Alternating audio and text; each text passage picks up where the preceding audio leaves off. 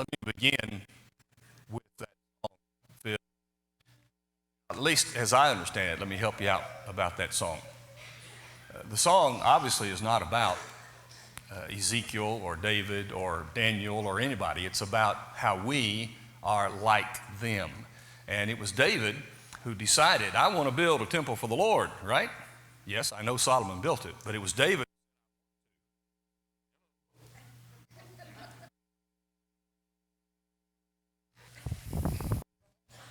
Hello.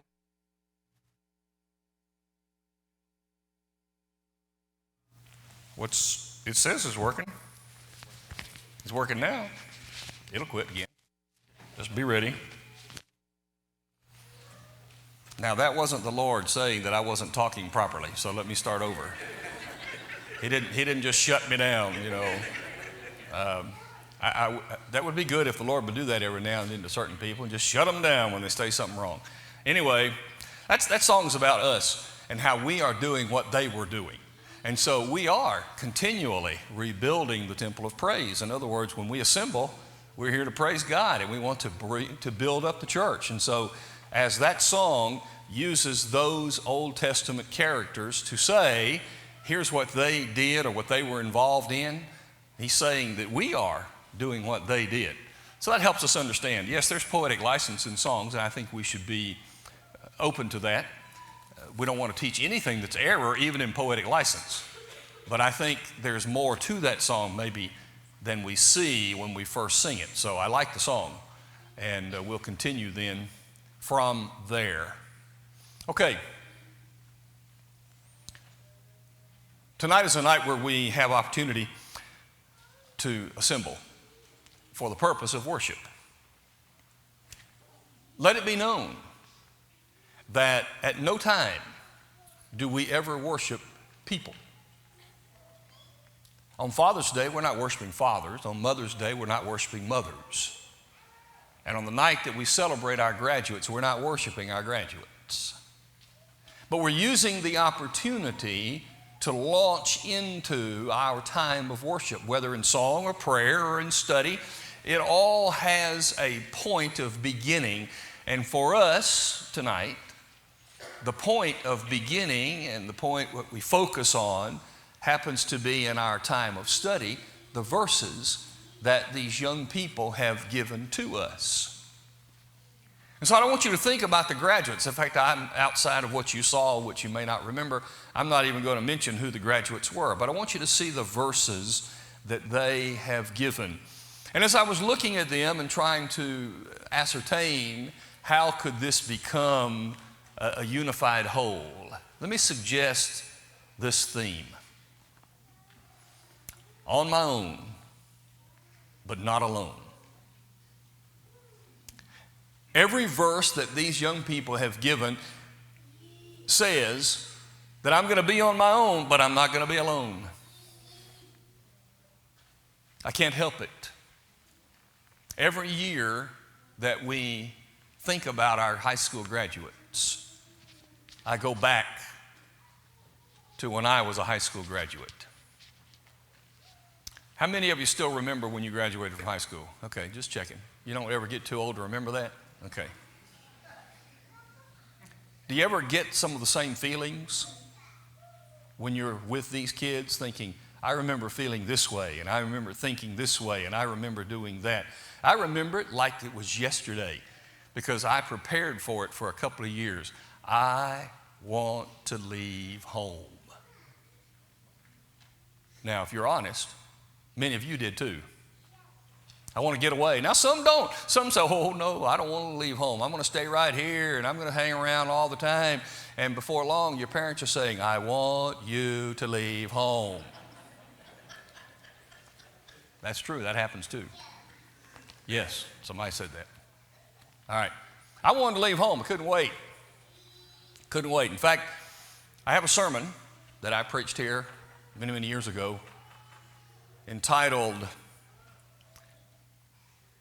The Day a Great Woman Cried. It's about my mother. I remember standing in the kitchen in my senior year talking to her, and I said, I cannot wait till I get out of this house. And she cried. I remember those days. I remember when they took me to Freed Hardeman.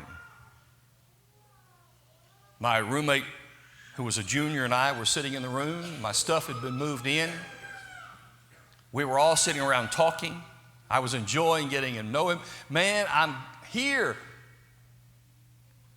And I looked at my dad and I said, Dad, the greatest thing I will ever see is the taillights of your car. I remember. So, these feelings that we have, these memories that we have as we send graduates away, we get to relive them to some degree. Tonight, I want you to think about it this way. These verses say, on our own, but not alone. Here's what I'm going to suggest. These verses, most of them are very well known. What I want to do for just a few minutes is to make sure that we learn the lessons that are there and maybe help the young people who gave us those verses make sure they know what those verses are teaching. Because the truth of the matter is they're very deep and they are very good. And they also speak to the whole concept of what is happening as you leave home. John 7, verse 18. He who speaks from himself seeks his own glory. But the one who seeks the glory of the one who sent him, he is true, there is no unrighteousness in him. Obviously, this is Jesus saying that I came from the Father and I seek his righteousness. There's no untruth, nothing wrong in him. And he says that this is me, I am the true one. Meaning I'm not speaking from myself. But the very first phrase of that verse is a generic phrase, of a sentence. It doesn't apply just to Jesus, it applies to anyone at any time. If you speak from yourself, you're seeking your own glory. As graduates go away, and as all of us live, we should be able to say, I will speak, but I will use his words. Let us speak with the words of Jesus. As Paul would say in Ephesians chapter 4, have your words of grace. One passage says, seasoned with salt. The idea is to say the words that God would approve of. There are words that God would not approve. Those might actually be words that God says are wrong, like taking the Lord's name in vain.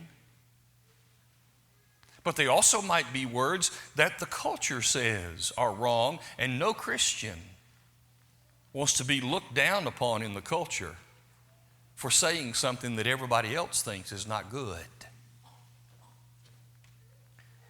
Speak, but use his words. That's an everyday thought process. That's an everyday speaking thing. But let me go one step farther than that. You notice what Jesus is saying? If you speak from yourself, you're seeking your own glory. As these graduates go off on their own and they begin to find their own way, and as they find themselves religiously, we may be having some leaving Richmond and heading to another place, and they will be amongst other Christians in other places. You need to speak from the authority of God to understand the truth of God. I will speak, but I will speak with God's words. To understand the words of God, the Bible authority is to understand and say what God says, what God teaches. You know, we can teach. We talked about it in my Bible class this morning. It is important to know what it is we should teach. Jesus said, or James said that is, in James 4, don't many of you be teachers, for you're going to receive the greater condemnation. And his point was not to say, nobody should be a teacher. Because Hebrews said, when for the time you should be teachers. You need someone to teach you. So obviously he's not saying, on the one hand, you should be a teacher. On the other hand, don't be teachers. He's not saying that. That's a contradiction. Here's what he's saying. Be careful. Don't become teachers unless you're ready, because when you teach, you're under a greater condemnation, because not only are you responsible for what you are saying, but what you teach, others will practice. And you don't want to teach someone to do something that God does not approve. So you're going to speak. And when you speak, use God's words. You will never go wrong in your religious journey, young people. And we will never be wrong, the rest of us, in our daily walk with God, if when it comes to the things of what's right and wrong, we begin with the words the Bible often uses, thus says the Lord. I will speak, but I'll use God's words. Revelation 21 and verse 6. God said, it is done. I am Alpha and Omega, the beginning and the end. And I will give to everyone the fountain of the water of life freely, who thirsts. As these graduates head away, I will thirst, but I will be quenched with God's water. You're going to have a lot of possibilities opened up to you, a lot of opportunities you've not had before. There are things that you're wanting to do, desires that you have. Man, I can't wait to do this. Whatever it is. There's nothing wrong with that. We've all been there. We've all had the pie in the sky ideal of saying, if I can just do these things, then I'll be totally fulfilled and totally excited. And man, I'm really on the ball. This is my life. Now I'm an adult. I got things going. There's nothing wrong with having those desires. You heard some of these young people who said, I want to do this when I go to college, or when I start in my career, or when I have these desires and these goals. I want you to thirst. I can tell you this, the thirst will get you through college. Because if you really want to know, if you really want to learn, if you really want to get to the point, thirsting is what will send you to the library. I don't drink much in college. Thirst will send you to the library. Thirst will keep you up late at night. Thirst will make you decide, I'm not going to go to that activity because I need to do this. When you have thirst, a goal, something you're shooting for. But in this passage, God is telling us this. When you thirst, thirst properly. There are some people, because of addiction, who thirst for alcohol, or they thirst for some drug, or they thirst for some appetite to be fulfilled. You don't want to avoid thirsting. You don't want to avoid a desire. I want to go get it. But you want to be satisfied to have your thirst quenched by the Lord. The things that really matter. The things that are of value. those things satisfy thirst. I admit that as you know, I like Diet Dew. Just do. And I drink it a lot. Well, not like some people do, but I drink it a lot. But there are times when even that just doesn't work. There are times that I just got to get a bottle of water. Because now that satisfies thirst. I've come to realize that, yeah, oftentimes the Diet Dew actually makes me more thirsty. I know that. I'm going to keep drinking it though, so hush. But I'll take a water when I really want to be quenched. God says, young people, and to the rest of us, keep on thirsting. But don't be satisfied with how the world wants to quench your thirst, because they will. They have all kinds of options. And those options often taste good. They look good. They feel good. But they don't satisfy. In fact, they usually make the real thirst of the soul worse, because you've not satisfied it. So thirst, but be quenched with God's water. Third, Matthew 11, verse 28.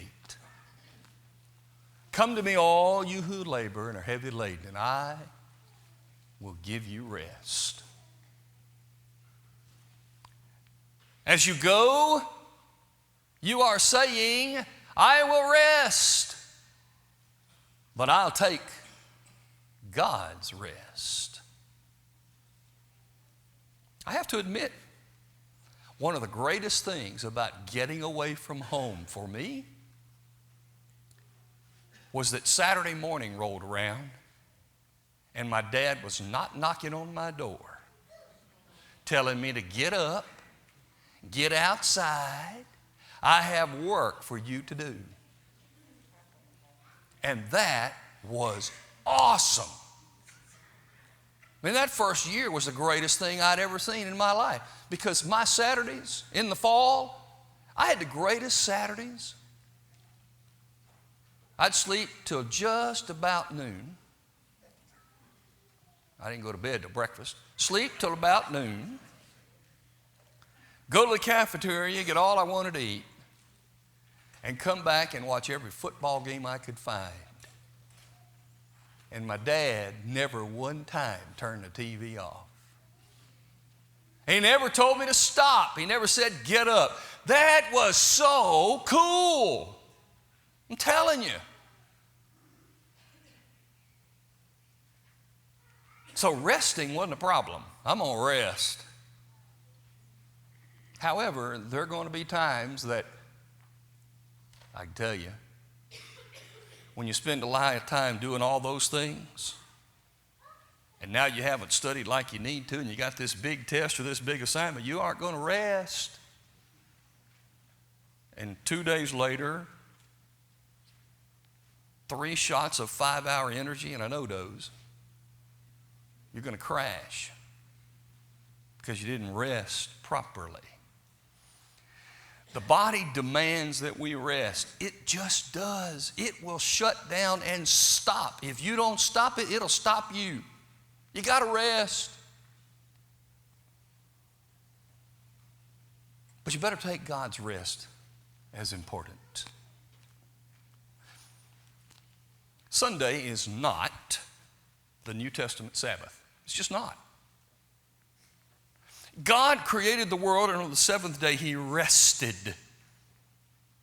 Not because he'd been sweating for 6 days and he was tired and worn out and he just had to sit down. No. What it means is he stopped. He just stopped.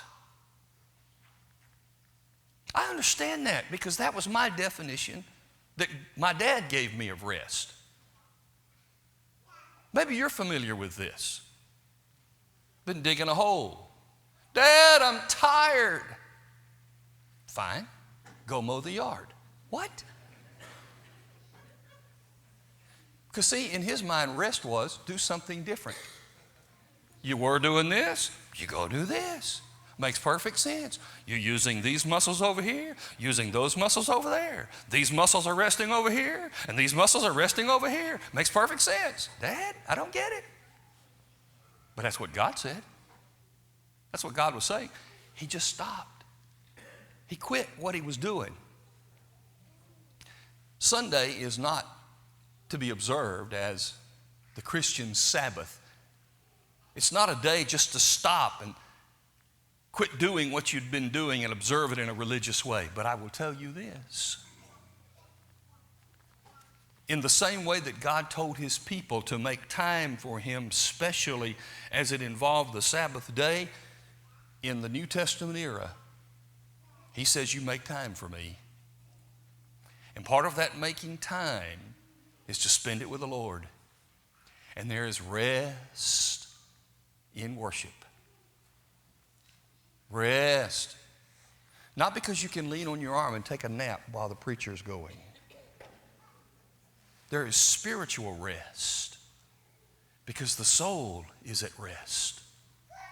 There is great rest and peace in this time of worship. You make it a priority. You be involved in the rest that comes with being with the people of God and just getting away from the world that's beating on you. If you stop doing that and start doing this, you will find rest.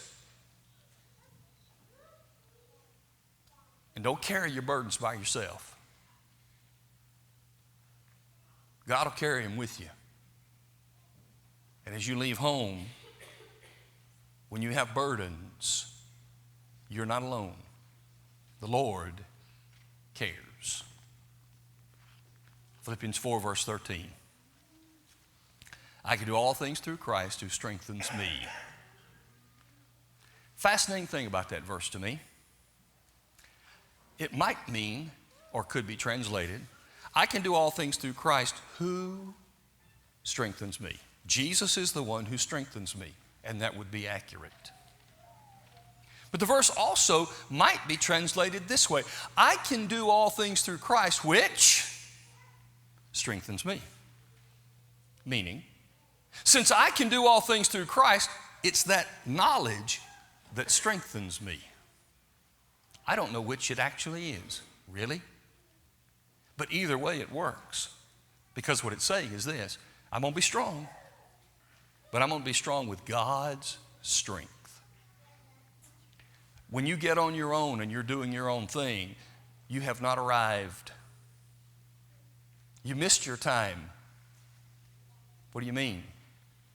I saw a sign of about a 13-year-old, and a dad said, hey, it's time for you to get out of the house while you still know everything. That's pretty good. See, you've missed your time. You're not 13. Now, you aren't on your own. You can't do it all by yourself. There was a time when you thought you could. You can't anymore. Don't try. It's not the strength that you have that will get you through. It is the strength that God offers that will get you through. Be strong, but be strong with God's strength. And don't be ashamed of that. Don't be ashamed for everybody to know that you count on Jesus. Because you may be going to an environment where they will mock and criticize what you believe about Jesus. Don't you stop and be ashamed. You find your strength right there. Because then you are really strong. Proverbs 3, 5, and 6. Trust in the Lord with all your heart. Lean on him. He will direct your paths. You can understand him. Understand that this is who you are to be. Don't lean on your own understanding. As you leave home, I will understand, but I will choose God's understanding. I had a Bible study this afternoon, and we were looking at the sin of Adam and Eve in the garden. You remember what happened? The devil said to Eve, "Did God say you can't eat from those trees?" Oh yeah, he did. He said, "We can eat all these, but not this one, because if we do, we'll die." No. In fact, or you got it wrong, Eve. Here's the truth. The truth is, when you eat this fruit, you will be wise like God. You'll know good and evil. And her summary was in her mind, when it was food good to look at, pleasant to the eyes, desirable to make one wise, she ate. She had an understanding that it had come directly from God. Eat the fruit and die. But all of a sudden, the devil convinced her that your understanding is wrong. You got it backwards. The truth is, if you eat the fruit, life will be so much better. Oh, you've been in somewhat of a protected environment, but now you're on your own. And that's what he's going to do over and over and over. Your understanding has been all wrong. And he's going to say, the devil will. God is keeping something from you that you need, that's good, that's great. It looks good, it tastes good, it feels good, it makes you very smart. God's keeping something for you. That's not right, is it? Some of you might be tempted to say, you know, you're right. You're right. God is keeping something from me that I deserve. I was told wrong. This is not right. I think I do want this. If your understanding is grounded in the Lord's understanding, then you will really understand. But if your understanding is by the clouded and deceitful judgment of others, you would have lost all of your understanding. Young people, as you leave, to whatever field or direction you go, you're on your own, but you're never alone. The Lord will be there. And furthermore, you can always count on the people of this church. We will back you mentally, spiritually, physically. You can count on us. We are available to you for the rest of your lives. There are many people who graduated here and are still here and still a part of this church because they know this is a great place to be. Not the only place to be, but certainly one of them. But wherever you go, you certainly have the Lord's support, but you'll always have ours. Hope all of us learn the lesson. We're on our own, but we're not alone. If you have felt alone, fighting the world by yourself, the Lord says, I'll help you. If you want to be a child of God tonight, be immersed into the family of God where you find that help and strength not to be alone. We're here to help you. If you need to come back to faithfulness, we're here to help you. If you just need us to pray for your strength, we're here to help you. If you'll come as we stand and sing.